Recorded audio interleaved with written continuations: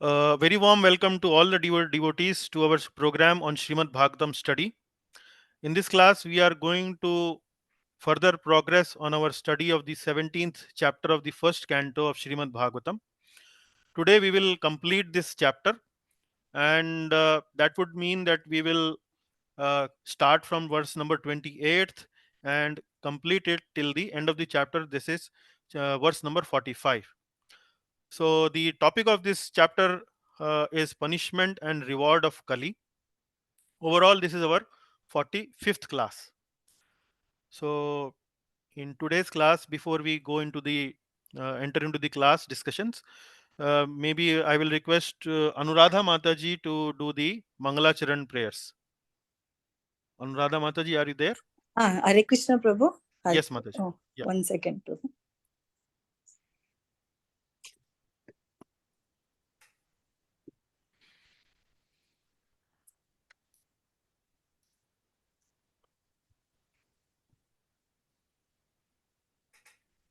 Hare Krishna, Prabhu. Yes, Mataji. Please go ahead.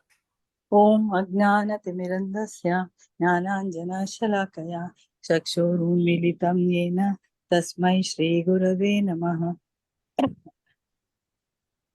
Shri Chaitanya Manobishtam Sapitam Yena Bhutale Swayam Rupam Gadamahyam Dadati Swaram Swaham Gatam Vandeham Shri Gurum Shri Yutakamanam Shri. 1 minute, Prabhu, there is some disturbance. Vandeham Shri Gurum Shri Yutapada Kamalam Shri Gurum Vaishnavamcha Shri Rupam Sagrajatam Sahagana Raghunathan Vitam Sajivam Sadvaitam Savadutam Parijana Saitam Krishna Chaitanya Devam Shri Radha Krishna Pada Sahagana Lalita Shri Vishakanvitam Cha. He Krishna Karuna Sindhu Dina Bandhu Jagatpate Gopesha Gopika Kanta Radha Kanta Namosute Tapta Kanchana Gaurangi Radhe Vrindavanishwari Vishabhanusute Devi Pranamami Haripriye Vanchakalpatarubhyascha Kripa Sindhubhya evacha Patitanam Pavanebhyo Vaishnavebhyo Namo Namaha. Jai Shri Krishna Chaitanya Prabhu Nityananda Shri Advaita Gadadhara Shivasadi Gaura Bhaktavanda. Hare Krishna Krishna Krishna Hare Hare Hare Rama Rama Rama Hare Hare. Very nice, Mataji. Please continue. Yes, Prabhu.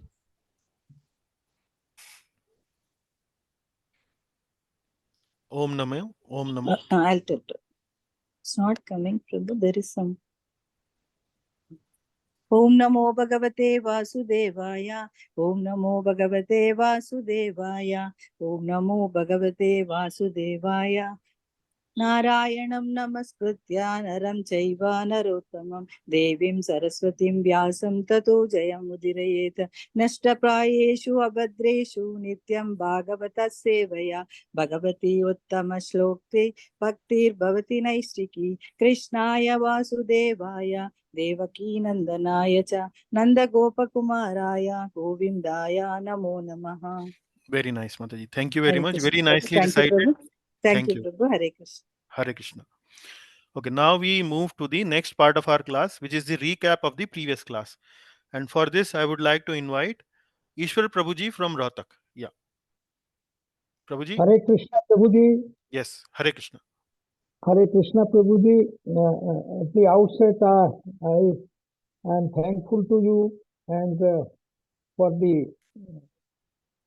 for affording me this opportunity to recap class 44, which is from Canto 1, Chapter 17, verse 17 to 27. It would be really prudent to recall at this moment that Maharaja Parikshit rule of Hastinapur began at a time when Lord Krishna had already left and Kali Yuga had already come and making waves in that period. So naturally it had to be a very challenging and tough period for the new king. But the king as we all know, had all the good qualities of an ideal king. He had, apart from Lord's merciful glances, which he had been receiving right from the time he was conceived in his mother's womb, King Parikshit had all the requisite qualifications, like he was a Mahabhagavat, a great devotee. Also, he had an exalted Pandava lineage to be a pious, able, and glorious ruler. Be it statecraft or dealing with irreligious upheavals due to the advent of Kali Yuga. And pursuant to his observing the heinous acts, he promptly chastised Kali and took upon himself the responsibility of understanding, going into the details why all these irreligious things are happening, and also taking courage to confine and stop all those irreligious acts. How he does it. Now, coming to verse 17, if we translate the verse into simple English, it says, the personality of religion said, these words just spoken by you befit a person of Pandava dynasty, captivated by the devotional qualities of Pandavas. Even Lord Krishna performed duties as a messenger. Now, moving to the purport, we understand the personality of religion, which was personified by the bull, affirmed the profound legacy of devotional qualities in Pandavas, that even God was captivated by the Pandavas, and he liked to be their messenger. The Lord enjoys it all, and the pure devotees doing so, they become equal or even stronger by his grace. Also, the solemn assurances of the King Parikshit on protecting religious principles were thus no empty rhetoric. He was fully confident. He had all the will, power, and wherewithal to chastise even the denizens and demigods in pursuit of such matters, knowing fully well that any promise made by a true devotee is fully executed by the grace of the Lord. It's a kind of Lord's guarantee to his devotees. So we can understand from this that how powerful a devotee becomes once he decides to do devotional service uninterrupted and in full devotion. Moving to verse 18, which says, O greatest among human beings, it is very difficult to ascertain the particular miscreant who has caused all these sufferings, because we are bewildered by all the different opinions of theoretical philosophers. When critically probed by King Parikshit, the personality of Dharma admitted confusion and failure in identifying the miscreants due mainly to the bewilderment caused by 6 theoretical philosophies, namely Konda, Gautama, Patanjali, Kapila, Jaimini, and Vyasadeva. But being a devotee, he knew that the immediate perpetrator of his personality of Kali, who works under God's sanction only. Our sufferings are nothing but fructifying responses to our sins committed earlier. This is the view of Padma Puran. The sufferings are God-given and would go away after completing the karma phala. So the same would fade away by execution of devotional service also. So no point naming the culprit. The speculative philosophers do not know this fact for sure. That is, and they go on explaining things their own way. Now, coming to verse 19, which also talks about different philosophers, and says some of the philosophers who deny all sorts of duality declare that one's own self is responsible for one's own happiness and distress. Others say that superhuman powers are responsible, while yet others say that activity or action is responsible. And the gross materialists maintain that nature is the ultimate cause. Now, Prabhuji sort of made them more prominent and gave us a very small answer. That means, in short words, he told us that Advaitavadis believe that we ourselves are responsible for the distress and happiness. Vairagavadis believe that some superhuman powers, astrological influences, or stars contribute to all this. Mimamskas believe that our karmas or activities are responsible, and Lokayatas or the Swabhavam, our nature, is the root cause of all this. Going to verse 20, where we also find that there are also some thinkers who believe that no one can ascertain the cause of distress by augmentation, nor know it by imagination, nor expressing it by words. O sage amongst kings, judge yourself by thinking over all this with your own intelligence. Reading the purport, we can say that yet another group, which is which are devotees of the Lord, they believe that nothing can happen without sanction of the Lord's. Arguments, words, and imaginations have no role. The all-pervading Paramatma stays in our hearts and keeps vigilance over our actions, activities, and fail-safe, and he is a fail-safe witness to our doings. The Vaishnavas logically assume that suffering of Dharma and Mother Earth were in a way planned by the Lord to be known and mitigated by an ideal king like Parikshit, who was put to test his ability in protecting the two pillars of spiritual advancement, that is, Brahmanas and religious principles, and he wanted him to be applying his sagacious mind in resolving these matters. So it was all God's arrangement, I would say.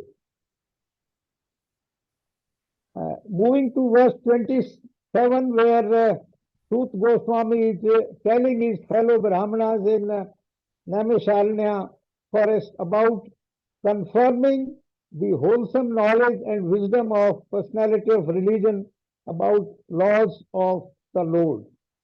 The king was fully satisfied, and in return he gave his reply to personality of Dharma without any reservation, mistake, or regret.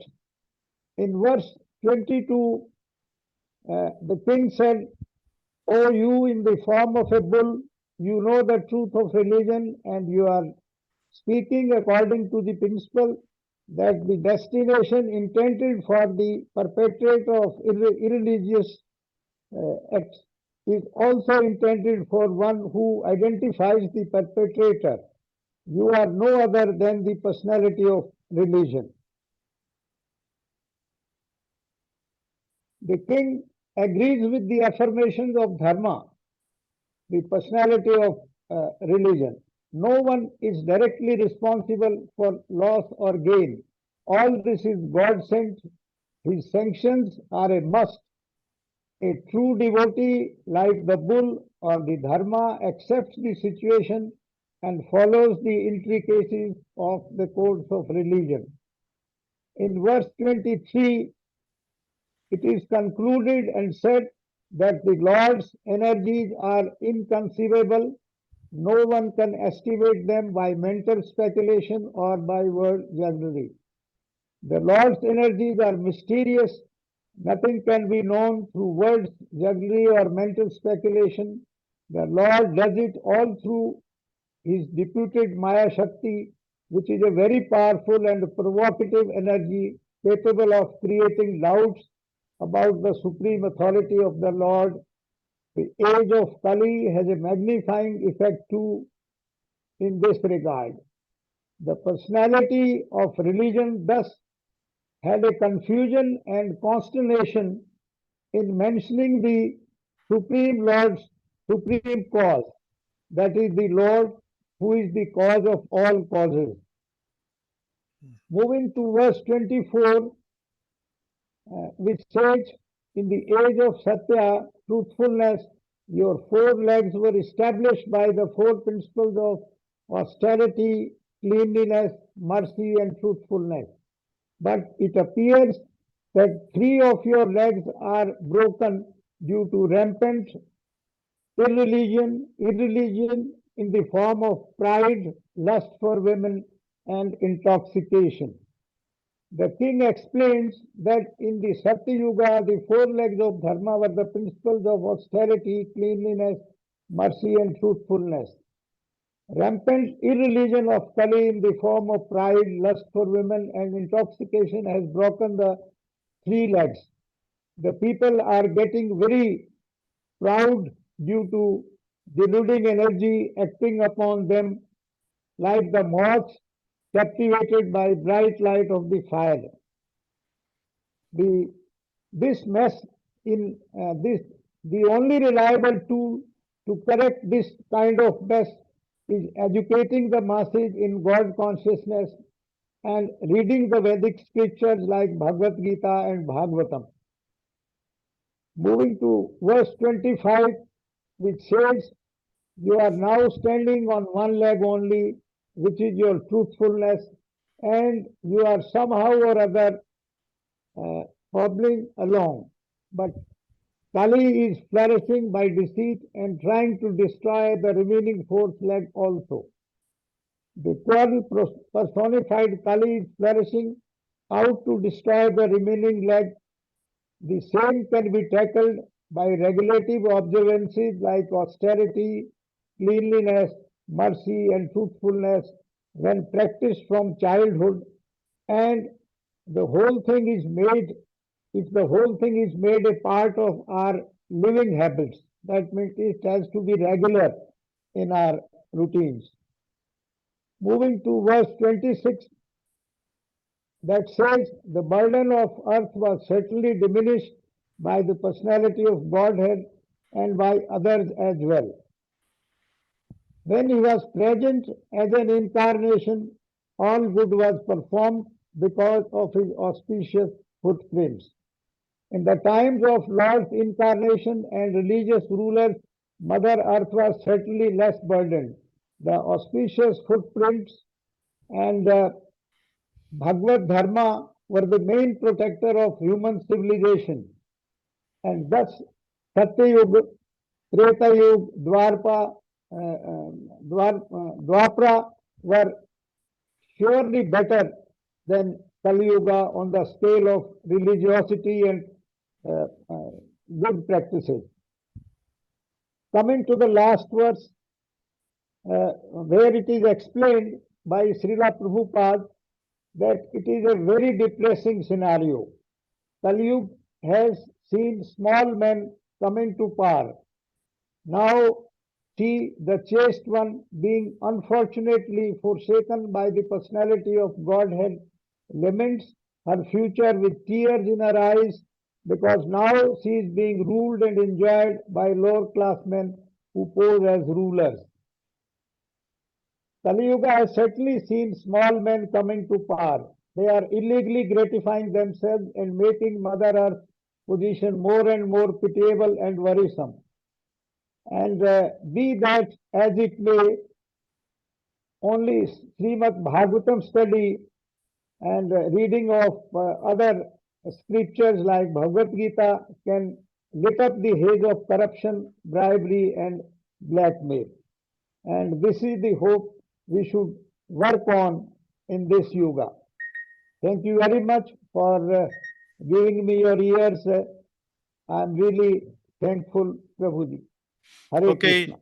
okay, Ishwar Prabhuji, thank you very much. Very nicely covered all the philosophy, all the salient points of the previous class, and I recognize that this class was not the easy ones. Specifically, if you go to the this section of the class where the question is asked from Dharma the bull, who you think actually is the cause of your suffering, and the answer the Dharma the bull that he gives is kind of not so straightforward. Although in the discussion in the chapter we understand that Kali personified was hurting the legs of the bull, but the bull is not giving this answer that, see, Maharaj Parikshit, this person, Kali, as you see in front of you, is actually hurting me. He's not giving that answer. He is actually kind of evading that answer. Rather, he starts with the kind of a very indirect answer. Sir, I don't know what is the cause of my suffering. There are different philosophies. Some say this is the suffering, some say that is the suffering, some say some other is the suffering.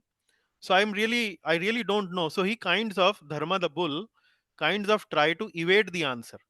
And the different philosophies is mentioned is that in some philosophy it is ascertained that our mind is our cause of suffering, like in Dhyan Yoga, like the Advaitvadis here mentioned. Then the Daivavadis, uh, they say that higher planets, the influence of higher planets, grahas, they are actually cause of our suffering. Then Karmavadis say that it is our own karma. So one is saying mind, one is saying higher planet, one is saying karma, one is saying those who are materialists, they say our own nature is actually cause of our suffering. So the point is, which of these philosophers is correct and which one is wrong? All of them actually are correct. All of them are actually correct, but there is one is immediate cause of suffering, then there is a little more remote cause of suffering, then there is still more remote cause of suffering, but ultimately there's an ultimate cause of suffering. So the ultimate cause of suffering actually is Lord Sri Krishna. Why? It is mentioned Lord Krishna for about Lord Krishna, Sarva Karana Karanam. Sarva Karana Karanam. So how Lord Krishna is the cause of our suffering? Actually, Lord Krishna is the one who devises or who manufactures this whole law of karma. Ah, everything has been arranged by him. Like Prabhuji mentioned in his summary, that he is actually situated in the heart. He is something like a CCTV camera who's recording everything that we are doing. And then, according to what we do, he, through Mother Nature, arranges the suffering for us.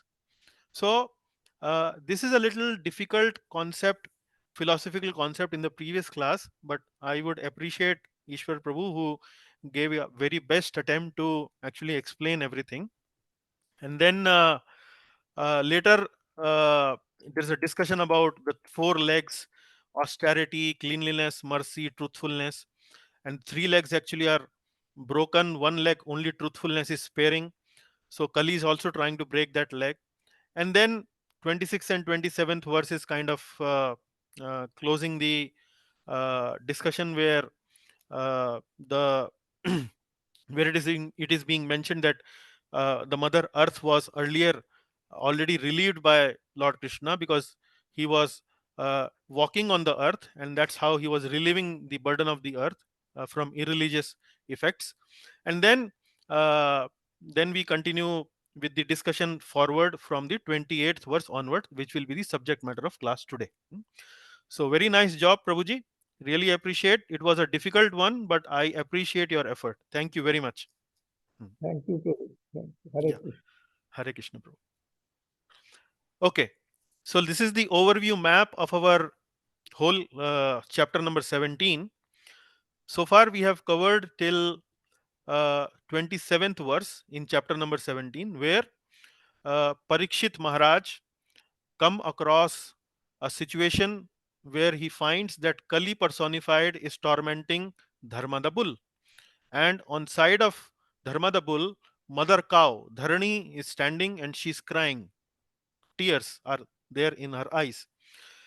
So now, although Parikshit Maharaj sees Dharma the bull being tormented by Kali personified, but still he wants the confirmation and asks Dharma the bull, who is your tormentor? Who is actually tormenting you? And then we had all this discussion in from verse number 17 to 27, where he discusses the cause of suffering with the Dharma the bull and Dharani the cow. And bull tried to give a very philosophical answer, and that's what we discussed short while ago. Now, what happens is in 28th to 41st verse, Parikshit now uh, Parikshit now decides to punish Kali. Hmm. He decides to punish Kali. He understands this is actually irreligion personified. This is actually cause of suffering, and then I need to do something to punish this Kali personified. And then now the discussion starts forward from 28th verse and continues till 41st verse. So very interesting discussion. uh, you will see a lot of, so this class will not be that much complicated. This will be relatively simpler, and more or less it is like a storyline. So we will go a little fast here and we'll cover completely till 45th verse today. Before that, I would request, so we have 28 to 45, which means roughly 17-18 verses. So maybe 2-3 devotees, if they can help me reading the text during the class, that will actually help. So any Hare Krishna volunteer? Prabhu, I I am will there, do Prabhu. it. Hare So Krishna, Prabhu. I will do Anu, it. okay, Anuradha Mataji, then there was one more voice I am there, before. Prabhu. Okay, Manish ji, and then we have Vanaja Mataji. Okay. Okay ji. I may also provide. Okay, then Rakesh ji also. So 4 people are there. Maybe we will assign 4-5 texts to each one of you. Thank you very much. We will start the discussion. So maybe request everyone to mute their microphone. Yeah, good. Thank you very much. Okay.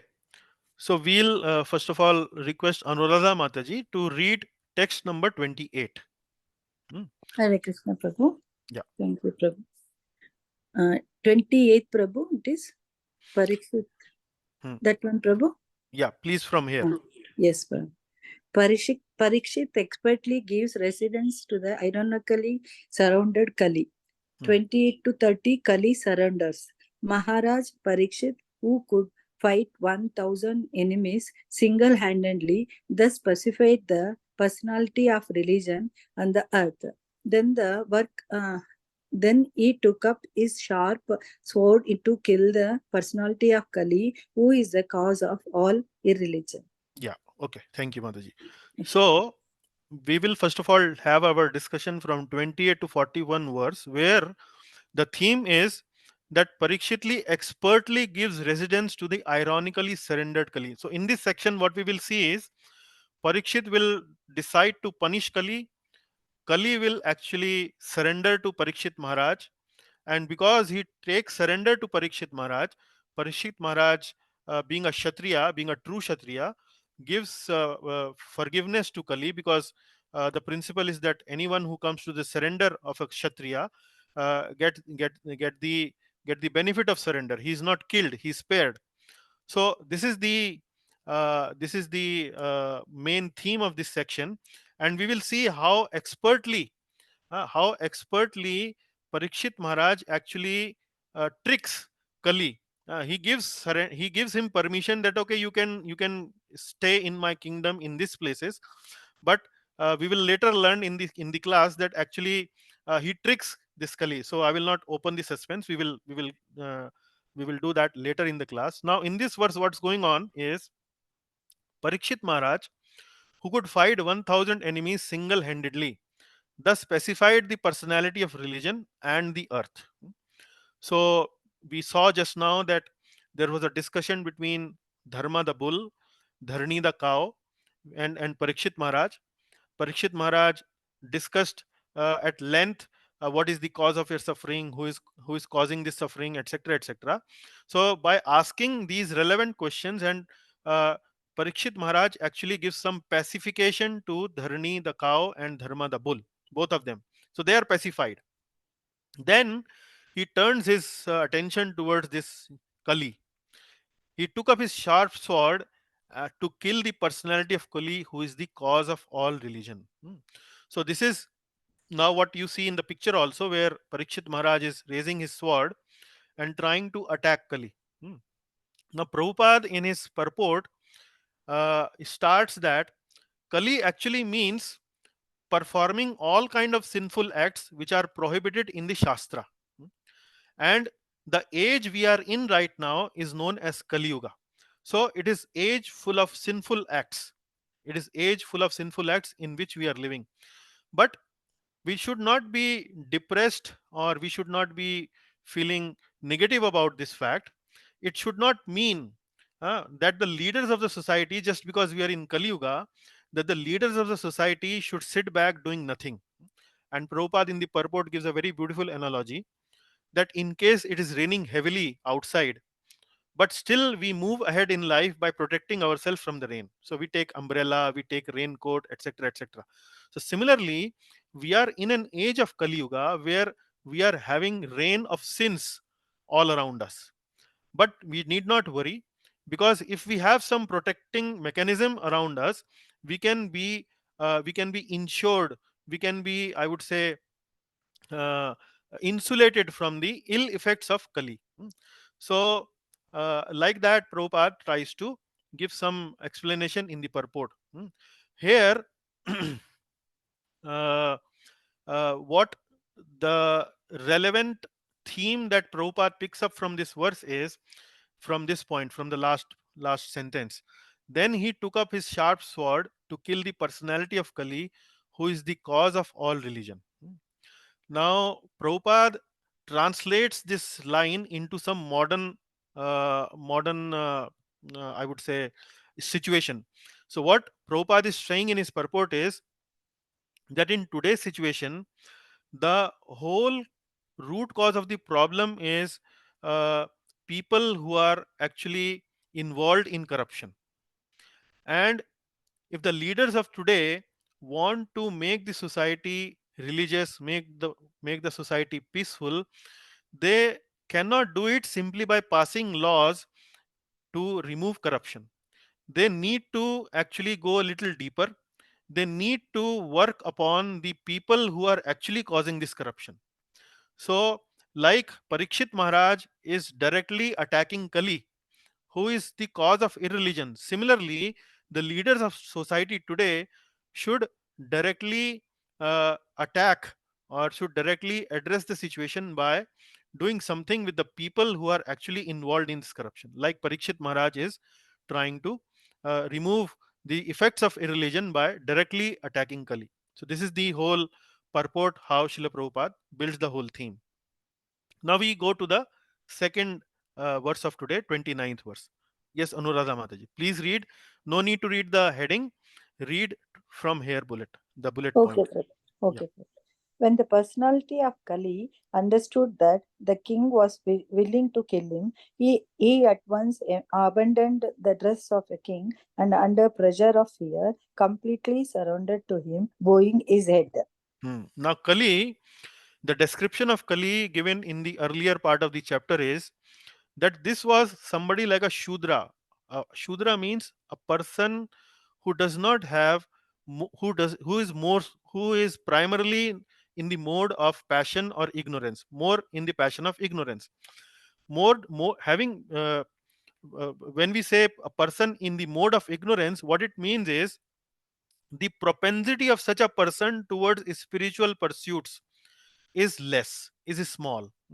So this is the kind of a personality this Kali was. Uh, Although he was in the Shudra kind of a mentality, in the Shudra kind of consciousness, but he was dressed like a Kshatriya. He was dressed like a king, having some club in his hand, having some Kshatriya like appearance and so on, although the consciousness was not like Kshatriya. So Kshatriyas typically have a consciousness which is primarily in mode of goodness, or little bit mode of passion also. Now, when Parikshit Maharaj decides to attack Kali, then uh, that Kali who was fakely dressed as a king, actually his true nature comes out.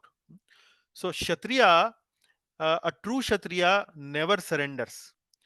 Kshatriya will always like to fight with his opponent. Either he will kill his opponent and win the war, or he will give his life, and but he will never surrender. He will never surrender meekly like the way this personality of Kali has been surrendering simply by uh, a challenge by a Kshatriya king like Parikshit Maharaj. So his true nature actually comes out very quickly. So what it also signifies in this in through this verse of Bhagavatam is that in Kali Yuga we have many fake leaders. We have many fake leaders who actually pose to be doing the role of a Kshatriya, but they are not actually Kshatriyas. They are actually very selfish, greedy people who, when they are challenged by a real Kshatriya or a true leader, they are exposed. They are completely exposed. So this is something what we understand from this verse. So Kali surrenders and actually undresses himself. So you will see in the next slide Kali being undressed in a state of undress. He gives up his Kshatriya attire, and now the storyline moves forward. So Mataji, please read from here. Yes, sir.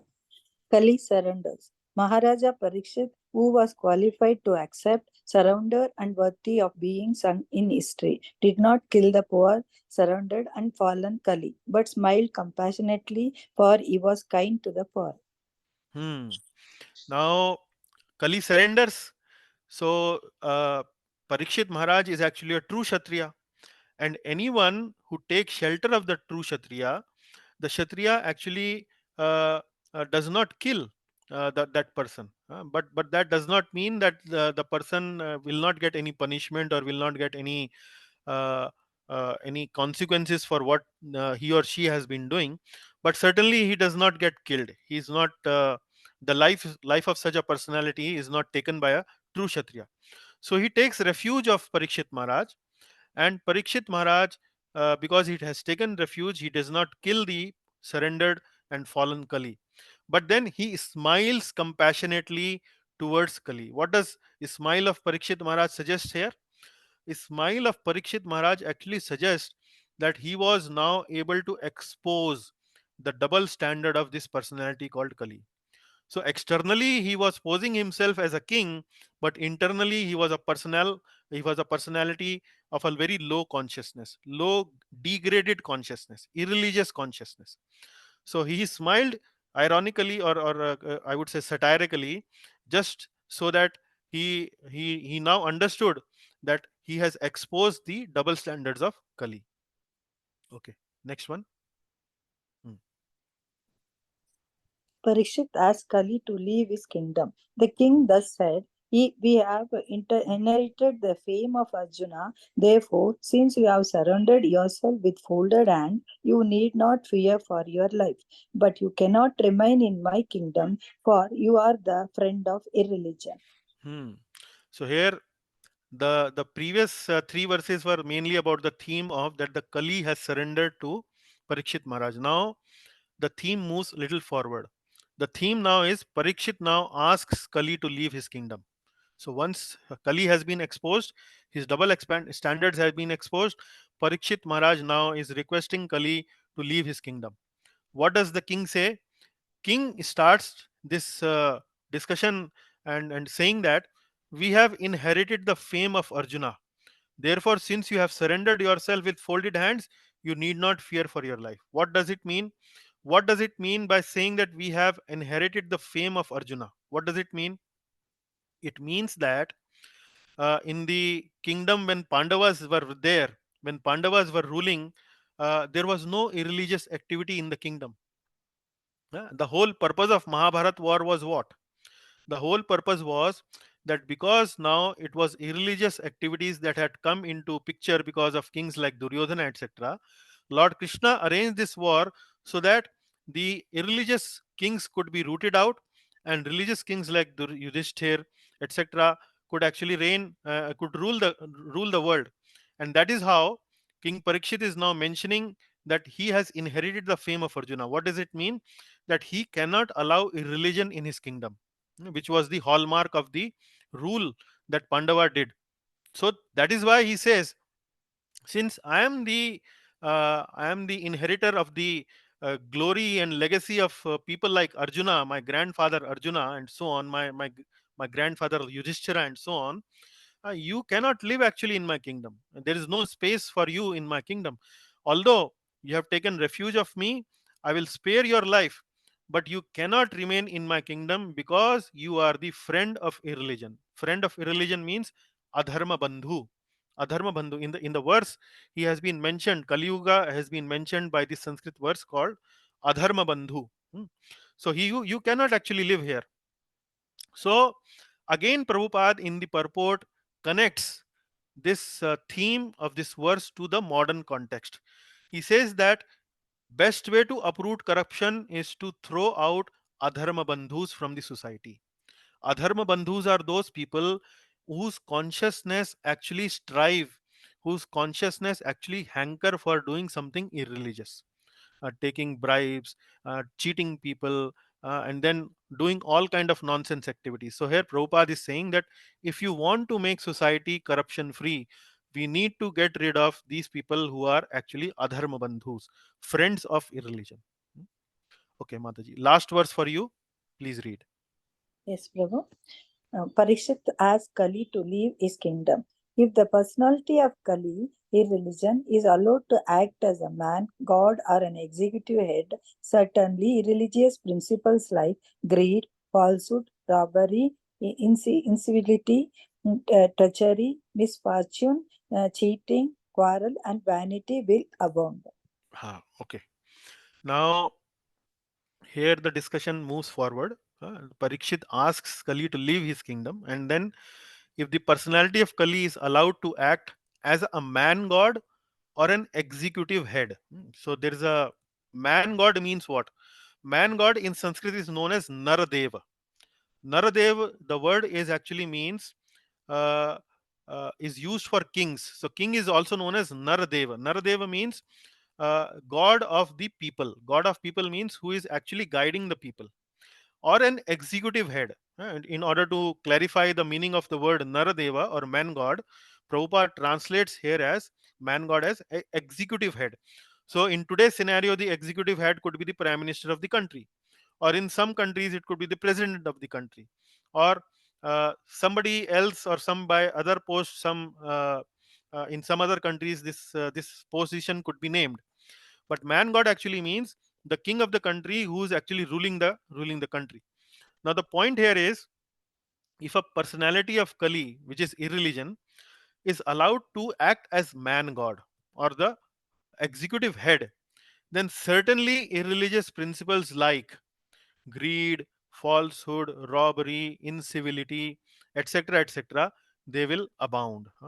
So, this is something which Parikshit is trying to say, that if I allow you in my kingdom, and your intentions were very clear, that you were dressed like a Kshatriya, so it seems that your intentions are that you want to enter into the minds of people who are actually heads of the states, heads of the countries, etc., etc.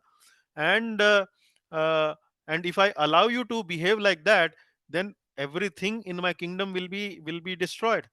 There will be greed, there will be falsehood, robbery, incivility, treachery, misfortune, cheating, quarrel, etc., etc., etc.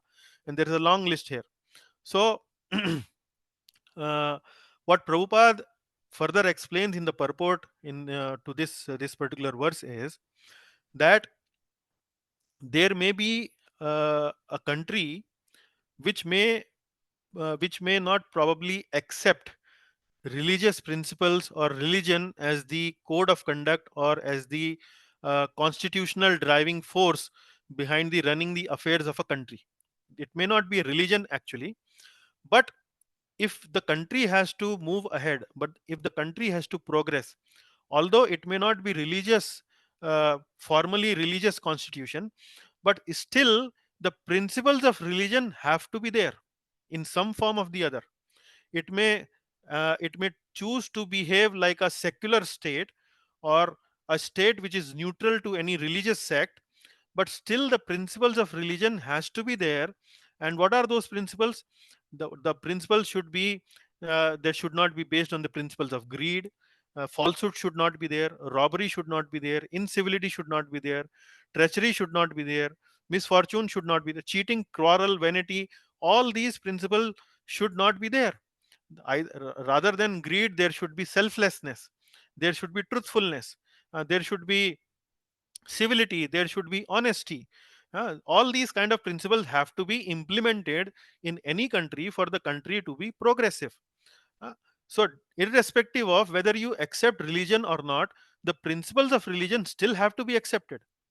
The problem in the societies or in countries today is that the countries, in the name of being secular, actually give away any following of any religious principles, and then they are actually not able to implement these religious principles through some non-religious constitution and so on. So the result of all this is that the leaders in Kali Yuga are generally lax towards all these principles.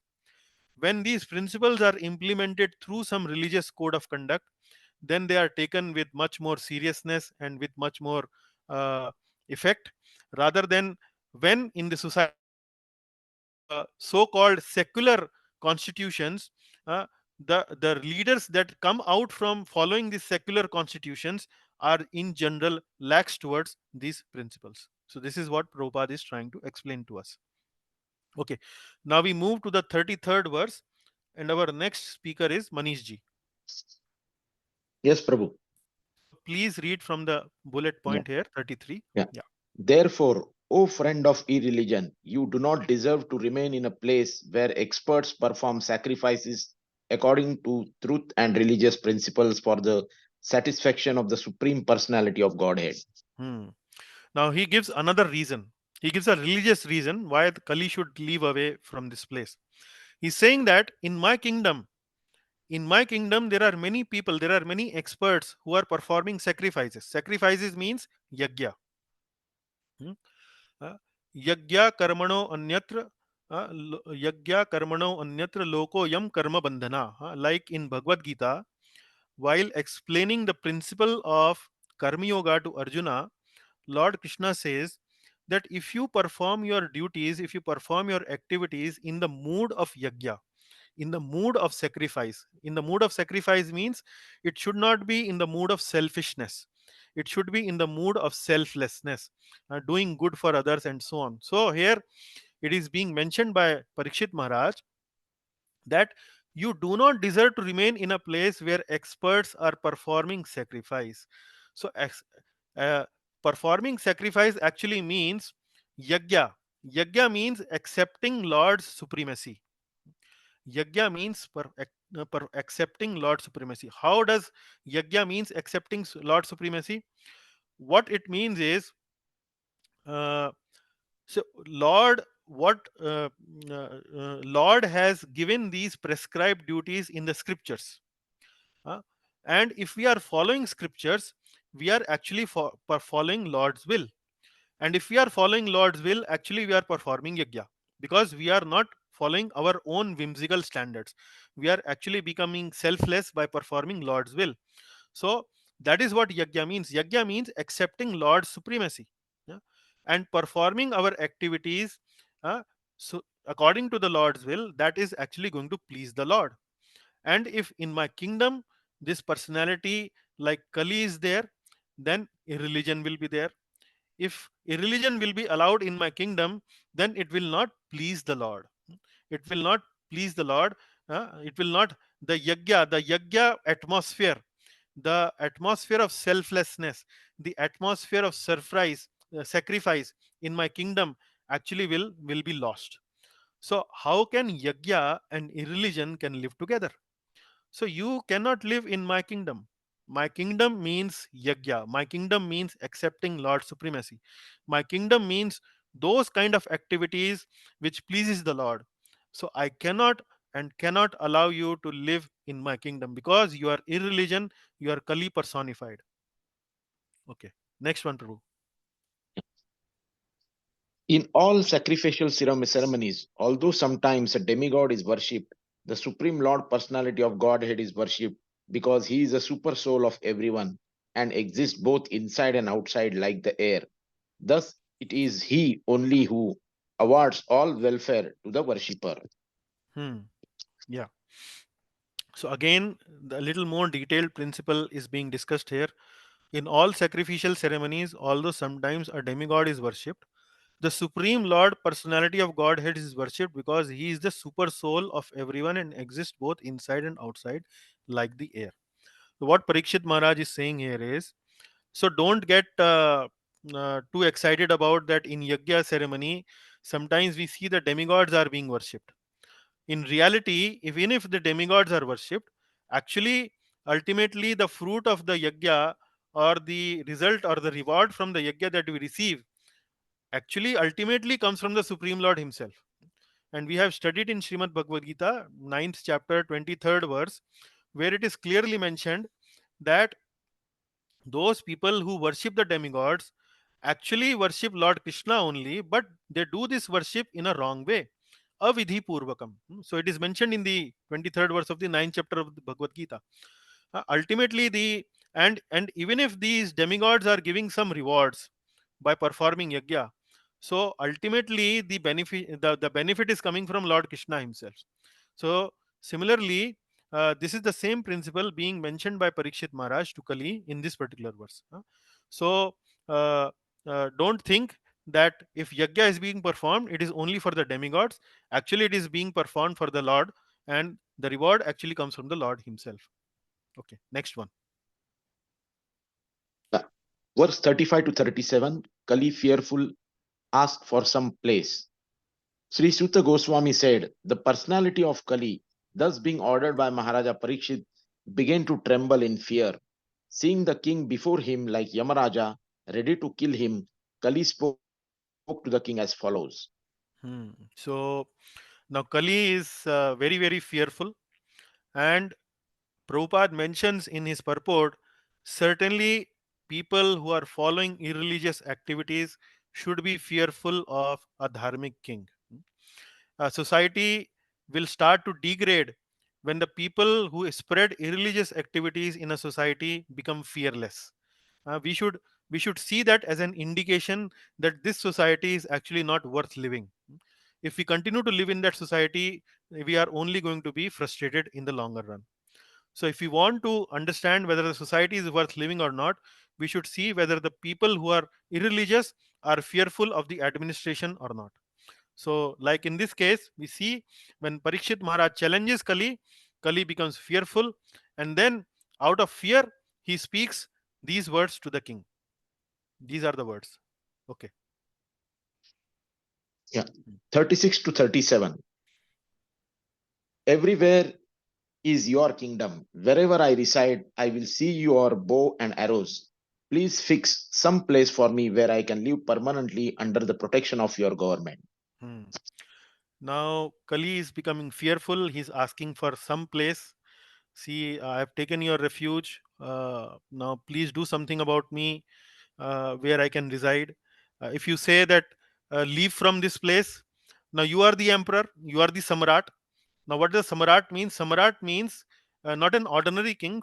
Samrat or emperor actually mean king of kings. So everywhere on the planet Earth, there was the kingdom of King Parikshit only. Either he was directly ruling that place, or he was ruling that place to maybe some another king who has already accepted Parikshit as his super king, or maybe the emperor. So Kali gives this argument: everywhere is your kingdom, and wherever I reside, I will see your bow and arrows. So please fix some place for me where I can live permanently and under the protection of your government. So uh, so that is something which Kali now gives his argument, that uh, at least give me some specific answer. You don't give me a general answer, uh, and help me reside somewhere in your kingdom. So that's how he takes the argument forward. Okay, last verse for you, Prabhuji. Yeah. 38 to 40, Parikshit gives 5 places to Kali. Maharaja Parikshit, thus being petitioned by the personality of Kali, gave him permission to reside in places where gambling, drinking, prostitution, and animal slaughter were performed. Now, Parikshit Maharaj heard his argument. He still is thinking how I can give refuge to this personality of Kali. And then he allows Kali to go and reside in these four places. And what are these four places? These four places are where gambling is taking place, where drinking is taking place. Drinking means drinking wine, liquor. Prostitution is going on, and animal slaughter is going on. So four places he said that, okay, if you want to live in my kingdom, these are the four places which I allow you to live. So what does these four items actually mean? Gambling, drinking, prostitution, and animal slaughter. So we briefly discussed these points in our previous class also, but let us repeat that just for the sake of understanding and absorbing this verse a little more deeply, and it will also help you to understand the words that are going to come in the following slides. So so there are four principles of religion. These principles of religion are uh, mercy, truthfulness, austerity, mercy, truthfulness, austerity, and cleanliness. So mercy, truthfulness, austerity, and cleanliness. And if these four principles of religions are destroyed by these four activities, which are gambling, drinking, prostitution, and animal slaughter. Now, which of these principles are destroyed by which activity? So, gambling destroys the principle of truthfulness. How? Gambling means what? In gambling, what happens? The person who gambles is actually trying to become rich very quickly. Hmm. Uh, so he is already destined to have some amount of resources, some amount of riches in his or her life. But when he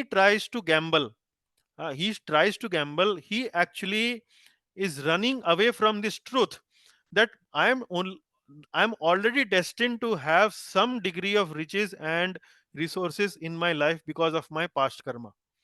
When a person goes for gambling, he denies this reality, he denies this truth. So that is how, when doing gambling, this principle of truthfulness is actually compromised. So gambling compromises truthfulness.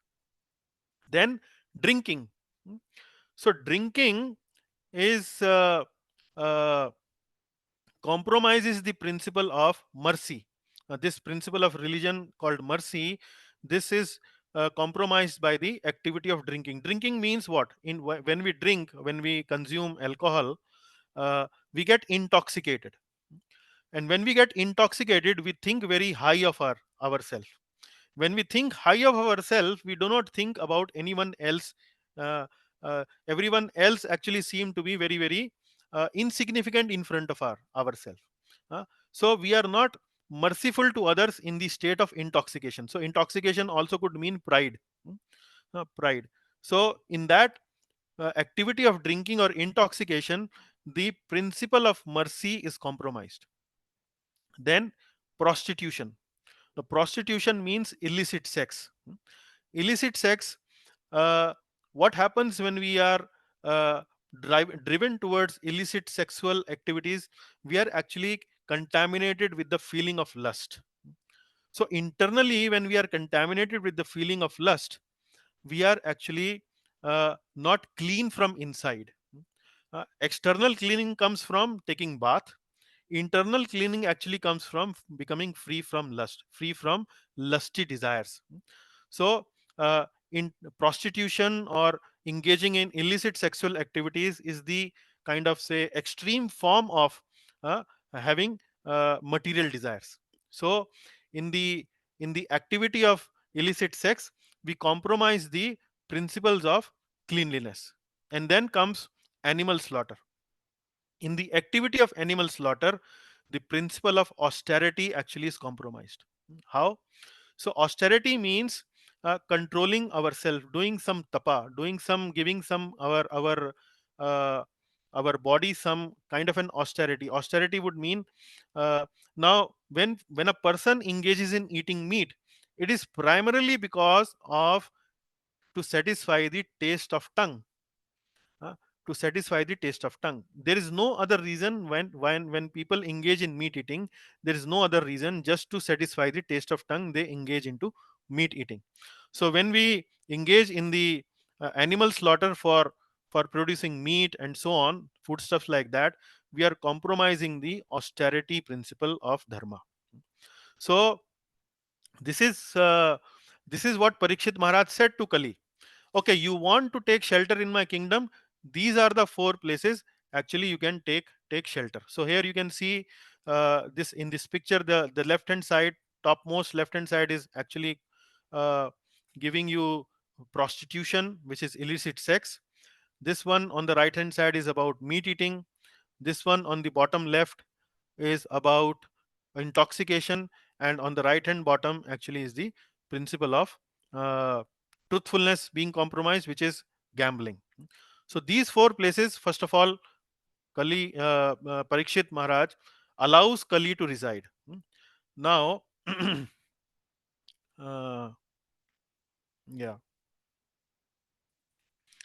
now if you see in this picture, there is a 5th picture also. So why a 5th picture also?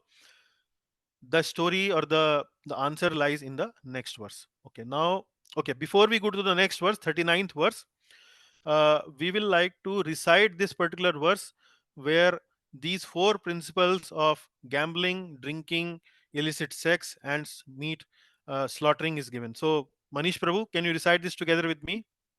Yes, Prabhu. So can you recognize the meter first of all? Is it Trishtup? Sorry, Prabhu. Is it Trishtup? Trishtup. How it is Trishtup?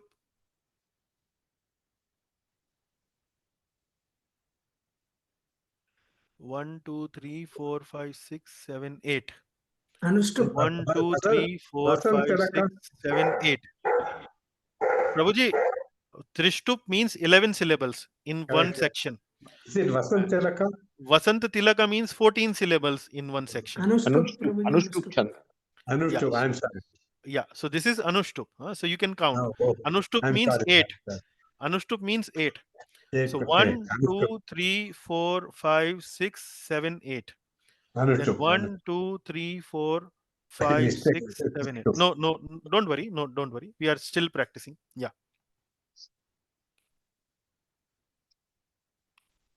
Yeah, Prabhu, can you recite on your own independently, Manish ji? Yes, Prabhu. Abhayyarthas tada tasmi sthani nikalaya dadayu dvitvam apanam striyasuna yatra dharmas chaturvidaha. Okay. So it was good, but I think there is some scope for improvement. Maybe you can try once again. Abhyarthi tastada tasmai. Abhyartitastada tasmai. Abhyarthi tastada tasmai. Abhyartitastada tasmai. Sthanani kalaye dadau. Sthanani kalaye dadau. Dyutam panam striha suna. Dhutam panam striyasuna. Dyutam panam striha suna. Dhutam panam striyasuna. Yatra dharmaschaturvidhaha. Yatra dharma chaturvida. Yatra dharmaschaturvidhaha. Yatra dharmascha chaturvidha. Very nice. Okay. So what does it mean is once the Kali has taken refuge, Kalaye dadau, then the sthanani Kalaye dadau. Dadau means giving. Then these 4 places were given to Kali once Abhyarthis tadas Abhyarthi Abhyarthi tas tada tasmai. So once he took shelter, then these places were given to Kali. Which were these places? Dyutam. Dyutam means what? Dyutam means Gambling. what? Gambling. Gambling. So in Mahabharat serial we understood Dyut Krida. Dyut Krida means was the gambling match. Panam means what? Intoxication. Intoxication. Drinking. Striyaha. Illicit Striyaha. sex. Illicit Illicit sex. relation. illicit relation. So although it is mentioned stree, it is not only that strees are only engaged in illicit relation, but the men are taking association of illicit relation by engaging with the women. Women also may take illicit relation with men. So it is actually both ways, although only stree is mentioned here. Then suna means then the remaining fourth is meat eating, slaughtering, right? Okay, so these are the four places. Yatra adharmas chaturvidha. Yatra adharma means irreligion. So these are the four places where yatra adharma, where adharma actually resides. So this is what the meaning of this verse. Now Prabhupada ji in the purport, this is 38th, in the purport to this verse, gives a long purport, something like maybe two and a half pages, and there are some very interesting features he mentions in his purport. They are worth reading, they are worth actually discussing and reflecting upon, although to some people they might appear a little far too extreme, but that is what Prabhupada has mentioned. So let us see what he has to say to us. If we cannot implement these principles in a country level, at least at a family level, or maybe at a society level, we may want to implement them. So Srila Prabhupada's recommendation to governments how to implement principles of religion. So from these this purport, this particular verse where Dyutam Panam, and then Dyutam Panam Striya Suna. So these four places where irreligion is there. So Prabhupada is building upon his purport and giving recommendation to the governments, the heads of the countries, how to implement the principles of religion. So Manishji, please read the first bullet. Yes, 2 days compulsory fasting. It will save food and promote good health. Just one by one. Now, what do you think? Which principle of religion he is promoting by advising 2 days compulsory fasting? I think Ekashi austerity. Ekadashi. Austerity. Austerity. Very nice. Very nice. Austerity. So there has to be some austerity from the people of the country. What does this austerity would do? This austerity will actually make people more inclined towards religion. It is a principle of religion, and it will not only make them more austere, will bring them more sense control. Like in which verse do we talk about eating less in Updeshamrit? In which verse do we talk about? Which kind of veg is this? Ahara. Udara veg. Udar veg. So when we do fasting, we are controlling our uh, urges of the belly. Urges of the belly is controlled by fasting, and we recommend fasting once in fortnight. And that's what similarly Prabhupada is recommending. He's not directly mentioning Ekadashi, but actually is hinting towards it only. 2 days compulsory fasting, it will save food and promote good health. So not only it will control our urges to the belly, but it will also save food. 2 days people will not eat, it will be a big relief on the food department in the country, and also promote good health. So this is one principle he's saying. Then second one, Prabhu, please read second Yes. bullet. Young boys age 24 and girls age 16 should be compulsorily married. If married, then only co-education, divorce facilities, prostitution, and should be abolished. Yeah, divorce actually facilitates. So there are 3 points here in the second point, second bullet. Prabhupada is recommending, in the society today we find that people don't want to get married until very late, and they want to enjoy with all kind of other, maybe the boys want to enjoy with different type of girls, and the girls want to enjoy with different boys. So Prabhupada is saying that as soon as they become of marriageable age, they should get married, so that they don't loiter around here and there, uh, uh, impacting which principle of religion here? Which principle of religion we are talking about here? Cleanliness. Shaucham. Cleanliness. So this will promote the principle of cleanliness. So for boys, he's recommending an age of 24, and for girls, he's recommending minimum age of 16. Now we can debate about it now, 18, 21, or whatever. But the idea is to promote marriage as soon as they become of a marriageable age. If they are married, then only they should be allowed for co-education. Then he says that divorce actually, if in a society there is a provision of divorce which promotes prostitution, so what people can do is, if they have this facility of divorce, say we get married for 3 years, I divorce you, do you divorce me, I take another spouse, you take another spouse. So we kind of it's a more legal way of doing prostitution activities. It is, in other words.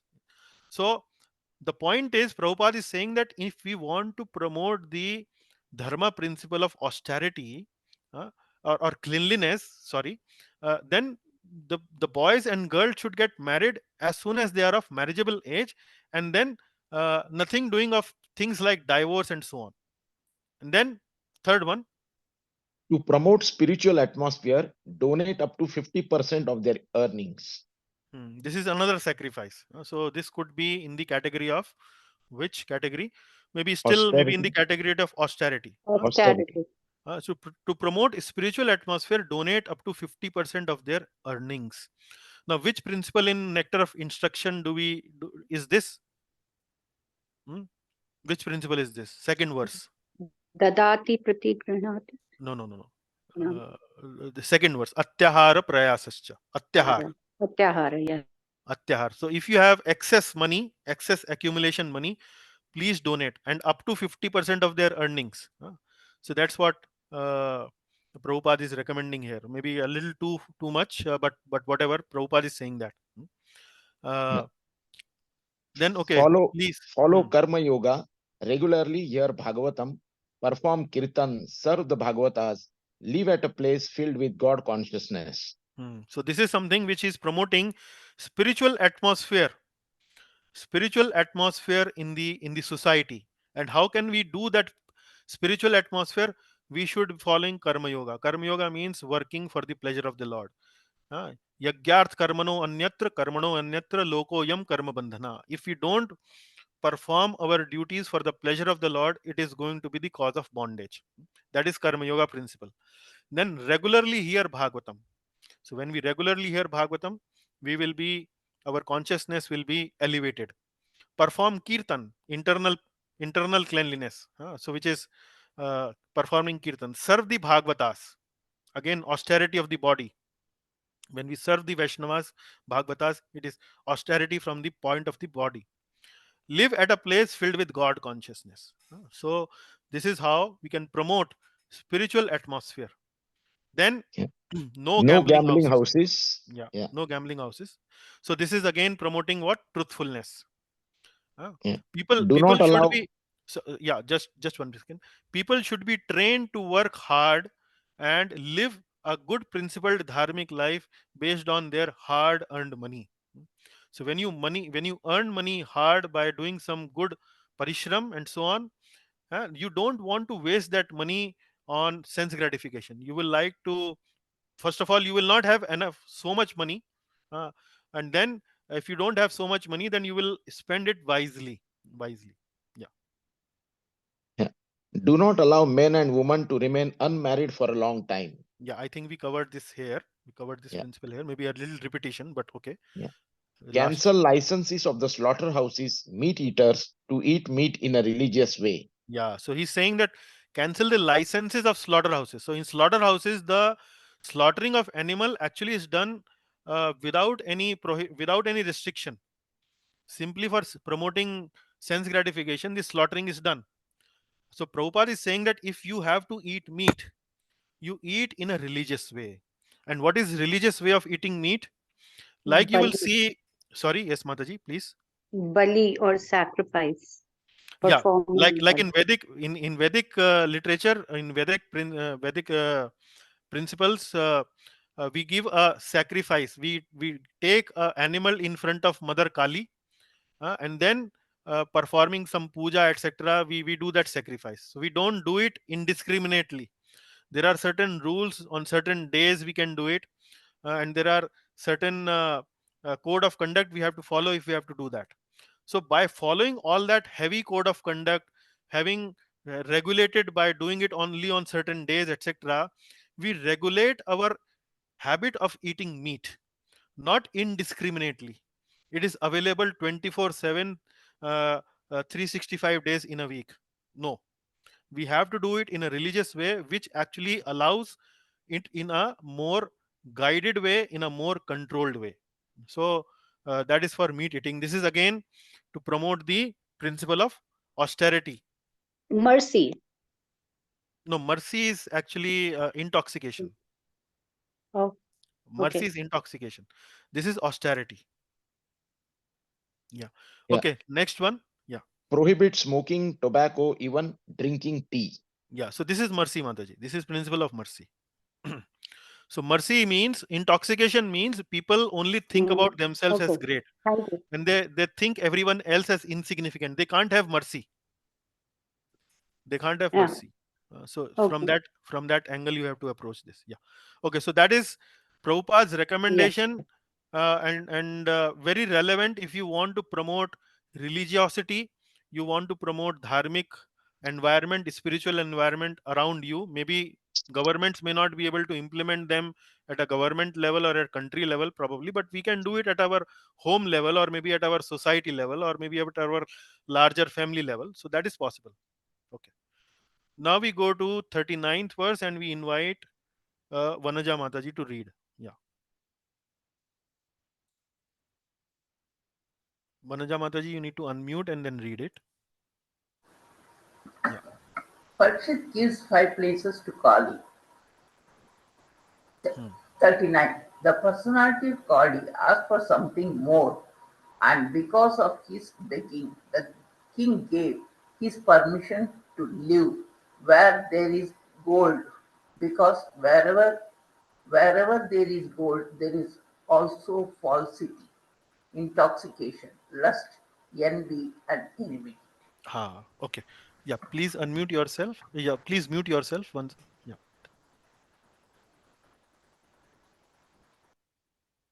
Okay. Now, when Parikshit gives these 4 places for Kali to reside, Kali becomes bewildered.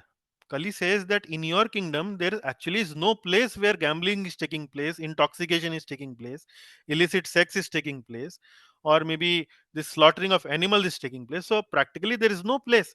So, you are actually trying to cheat me. You are trying to uh, trick me by this response. So, please don't trick me. Give me some place where practically I can do something. I can reside. So he says that the personality of Kali asked for something more, and because of his begging, the king gave him permission to live where there is gold. Because wherever there is gold, there is also falsity, intoxication, lust, envy, and enmity. Now we need to understand this verse in a proper context. So when it says that Kali will reside in Kali Yuga at places where there is gold, and you read this verse and you probably have wore some gold chain, or maybe some gold ornaments, or maybe some gold ring, and you start looking at your gold ring with hate.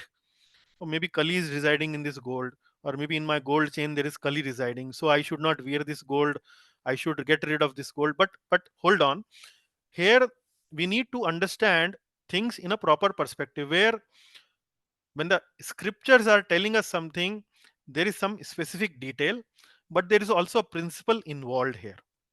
Now what is the specific detail? Specific detail is gold.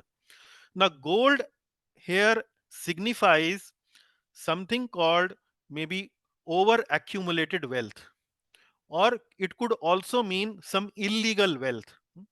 Over accumulated wealth could mean that, like in nectar of instruction, we have been talking about atyahar. Atyahar, the literal meaning is eating more. Ati ahar. Ahar means food, eating more. But atyahar, another meaning is what? Maybe somebody from class can answer that. Atyahar means what? Tyahar is like accumulation, like when Accumulation. more than necessary. Amassing something what More than that is necessary. required. Yeah. Huh? More than necessary. So here the gold could actually represent atyahar. Atyahar means we may need so much money for our good living, for devotional living, and so on, but we amass uh, so much amount of wealth, or we would want to amass so much amount of wealth that we get distracted from our actual purpose in our life, which is Krishna consciousness. So, and gold could also here refer to illegal money, black money. So, why people earn black money, and what do they do with the black money? People would want to earn black money or would want to produce black money because they want to enjoy more and more, because they want to uh, do more and more sense gratification. And for what purpose is this black money is typically used? It will probably be used for uh, maybe some sense gratification, maybe uh, going out on big lavish uh, trips, vacations. And in those vacations, what they do, people drink, people eat, people do all kind of illicit activities, like maybe it could be prostitution, it could be illicit sex, it could be uh, many other things they can do with this, because they simply want to enjoy their senses. And enjoying senses means all these activities: eat, drink, and be merry, and do all kind of nonsense things. So this is what it is being mentioned here, because wherever there is gold, here gold actually means black money, illegal money, or over accumulated money. There is also falsity, intoxication. So in order to have this gold, people speak lie, because they want to enjoy their senses. They want to enjoy their senses because for enjoying their senses they need more money. To earn more money, it doesn't come quickly, very easily, so they false, they speak lies. And then intoxication, and then when they have that money they want to enjoy, they do intoxication, they engage in lusty affairs like in illicit sex, etc. Envy and enmity. Envy means if he is enjoying more than me, then I become envious. And sometimes enmity also. Maybe uh, in property disputes, if everything is in black and white, then there is no dispute. You can do 50-50 very easily, if you are to do divide between two people. But if there is black money, the one person is doubting and there is no accounting for that money. One person is doubting that he has actually grabbed more than me, and the other one is doubting the other one, he has grabbed more than me. So there is enmity also. So this is what here the gold actually means. So gold does not necessarily mean the metal gold, but uh, in the present context, it could mean illegal money or money acquired by illegal means, or maybe over accumulated a very large amount of money for which we actually don't value, or we don't have any much regard for it. Yeah. So that is what this means. Okay, we need to go to the next one, 40th one. Okay. Thus, Kali, the propagator of irreligion, was allowed to reside in these 5 places as ordered by Parikshit. So now you can understand why these 5 places are there. Although initially it started with 4, then the 5th was also allowed, and now you also understand deeply what exactly these 5 places mean. And now you can understand in ISKCON, in our Vaishnav society, when people want to come and take initiation, uh, what do we tell them? We tell them that first of all you need to follow these 4 regulative principles. And what are those 4 regulative principles? No meat eating, no intoxication, no illicit sex, and no gambling. Isn't it? That's what we tell them. So why do we tell them? We tell them because it is needed for a dharmic living. It is needed for living at a human level and not at a level of a materialist who is crazy about all kind of material pursuits. Okay. So now we go for the 41st one. Please, Mataji. Yeah. Therefore, whoever desires progressive well being, especially kings, religionists, public leaders, brahmanas, and sannyasis, should never come in contact with these religious principles. Yes, very nice. So, any very important words. So, it is specifically being talked about those category of people who are actually leading the society. So if you pay attention, especially kings, the heads of the states, religionists. And who are these religionists? These religionists could be brahmanas, these religionists could be sannyasis, public leaders. He could be your MLA, he could be your MP. Brahmanas and sannyasis should never come in contact with these irreligious principles. So brahmanas, for example, uh, brahmanas and sannyasis. So brahmana is the topmost category in the varna principle. Varna means brahmana, kshatriya, vaishya, shudra. So the topmost is brahmana, and sannyasi is the topmost in the ashrama principle. Brahmacharya, grahastha, vanaprastha, and sannyas. So brahmanas and sannyasis. So brahmanas main duty is to speak truth. That is one of the features of brahmana. And sannyasis should never come in contact with women. So they need to, sannyasis need to maintain their purity. Brahmanas need to maintain their truthfulness. And similarly, these kings, public leaders like MLAs, MPs, they are also at a position of a leadership role, and they are responsible for the welfare of the people. Hmm. So these people, the kings, the public leader, actually should be free from intoxication. Intoxication, because intoxication destroys the principle of mercy. And kings and these leaders actually should be merciful to the people at large. They should not be thinking always about themselves. They actually should be thinking always about the masses whom they are going to rule and whom they are going to guide. So these leaders actually should be checked based on their character. They should be selected based on their character, not simply based on their votes. So they may be less educated. Prabhupada writes in the purport, these leaders may be less educated, may not be, they may be engineers or doctors or maybe MBAs or CAs or whatever, but in character they should be free from these four things: no intoxication, no meat eating, no gambling, no illicit sex. And then only they should be allowed to become leaders in the society. Now we will recite this verse which is talking about these four five categories of leaders. So Mataji, I will recite and please repeat after me. Athetani cha seveta. Unmute yourself.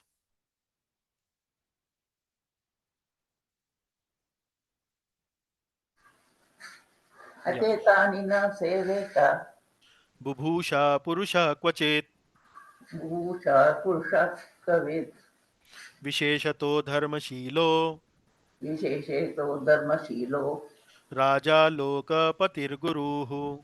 raja loka patir guru. So like that, visheshato. So athaitani na sevet bubhushah purusha kuchit. So these things should be avoided by people in general. Visheshato, specifically by these categories. Dharmashilo. Dharmashilo means they are religionists. Raja, the king. Lokpati. Lokpati means your local leader. And then Guru. Guru means Brahmanas, the sannyasis, and so on. So this is the meaning of the verse. Important verse. Now we come to the concluding part of our class today, and I will request Rakesh ji to read the text. Yeah.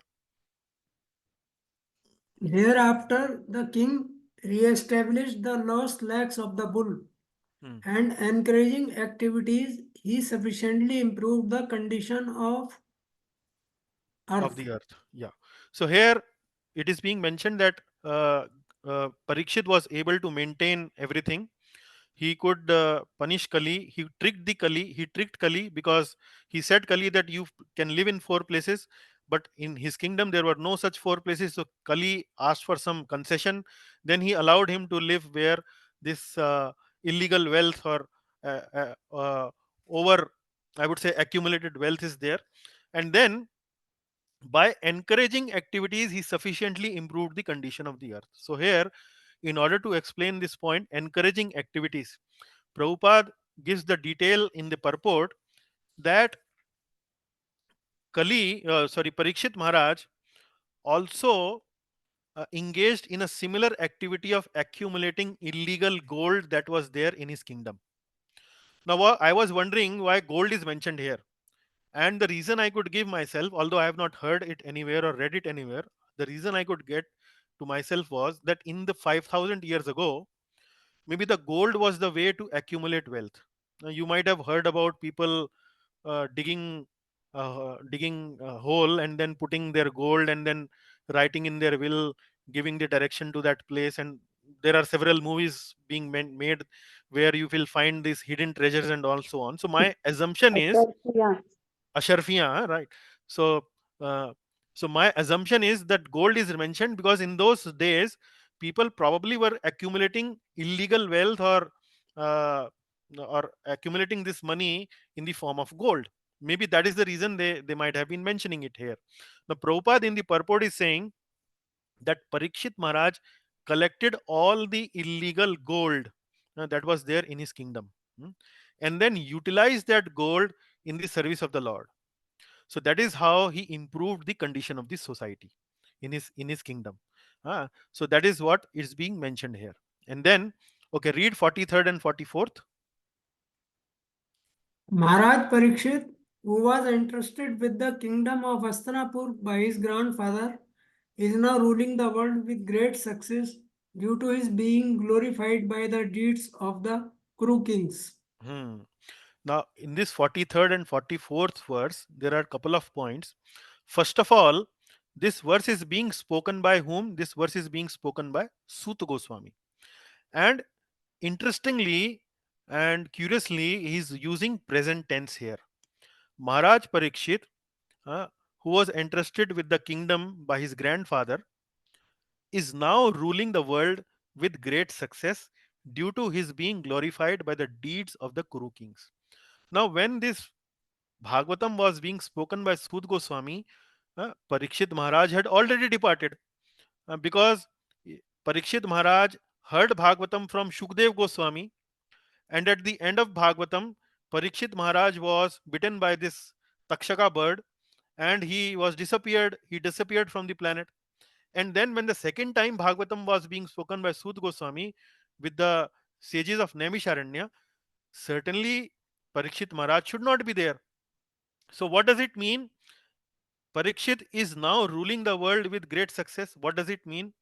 Actually, it does mean it. What it means is that Parikshit ruled his kingdom with so much care and so much rules, regulation, dharma, etc., etc., that the influence of Parikshit Maharaj still exists.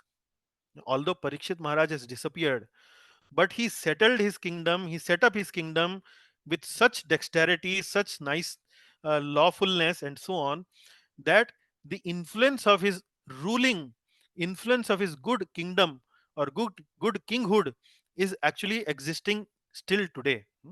So is now ruling the world with great success due to being glorified. So that is the meaning of the present tense in this particular verse.